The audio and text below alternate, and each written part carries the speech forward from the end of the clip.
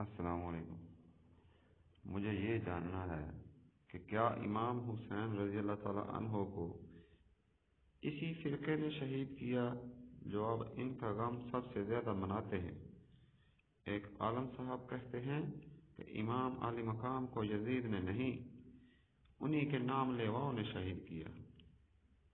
جواب: رسول اکرم صلی اللہ تعالی علیہ وآلہ وسلم کے معجزات میں سے ایک معجزہ یہ بھی ہے کہ آپ نے مستقبل میں پیش آنے والی واقعات کی خبریں دی ہیں۔ ان اخبار غیبیہ میں سے ایک امام حسین رضی اللہ تعالی عنہ کی شہادت کی خبر ہے۔ آپ صلی اللہ علیہ وآلہ وسلم نے امام حسین رضی اللہ عنہ کو شہید کرنے والوں کے نام تک سے امت کو آگاہ فرما دیا تھا۔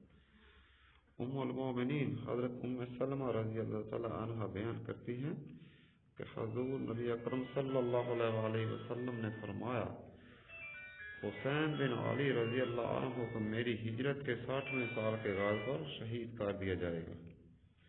اس حدیث کو امام طبرانی اور دارمی نے روایت کیا ہے۔ امام دارمی نے ان الفاظ کا اضافہ کیا کہ جب ایک اوباش نوجوان ان پر چڑھائی کرے گا۔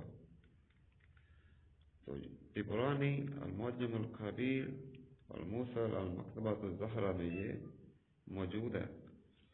تو ایک اور حدیث مبارکہ میں ہے کہ حضرت عبیدہ رضی اللہ تعالیٰ عنہ روایت کرتے ہیں کہ آقا علیہ الصلوۃ والسلام نے فرمایا، میری امت دین و انصاف کی قدریں قائم رہیں گی حتیٰ کہ ایک شخص اقتدار پر آئے گا، یہ پہلا شخص جو میرے دین کی قدروں کو پامال کرے گا وہ شخص بنو امیہ میں سے ہوگا، اس کا نام یزید ہوگا۔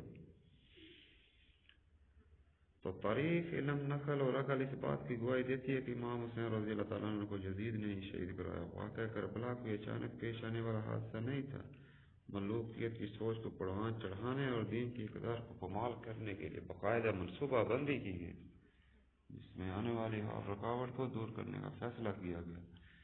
اقتدار کے حصول کے لیے خون بہانے سے بھی دریغ نہ کرنے کا فیصلہ کیا گیا۔ تو حاکم کی نگاہ میں کٹنے والے چاند افراد میں سے امام حسین رضی اللہ تعالیٰ عنہ بھی شامل تھے۔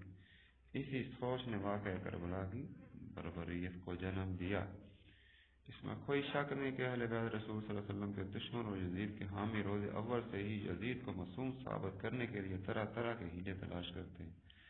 وہ اہل بیت کے خون حق کا بدنما دبا یزید کے دامن سے دھونا چاہتے ہیں، اس لیے کبھی وہ واقعہ کربلا کی روایت کو مشکوک بناتے ہیں، کبھی امام علی مقام رضی اللہ عنہ کی شہادت کا الزام ان کا ذکر کرنے والوں پر دھرتے ہیں، مگر یہ کوشش نہ کبھی پہلے باور ہوئی ہیں اور نہ ہی اب ان سے کسی فائدے کی امید ہے۔ واللہ ورسولہ اعلم بالصواب۔